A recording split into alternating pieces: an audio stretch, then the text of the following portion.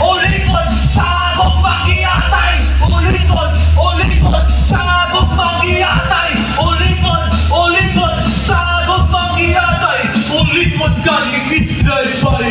Kunin ko magpa, ulong-ulong ka nunay. Parta mo lang ang iyahang gihig.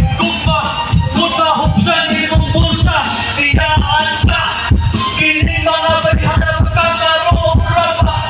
Pwede mong makitaan, bisang bata. Sa tindahan o opisina bangko, o bisuhan, may trabahuan na mawis ang may pag-isakan.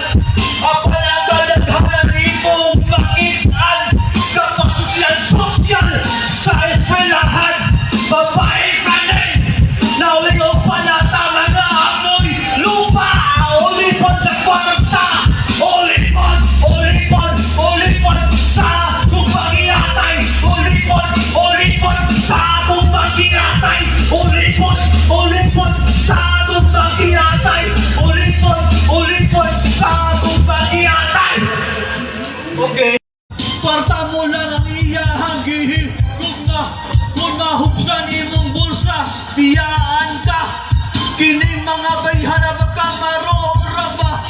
Pirmini mong makitaan, bisang asa.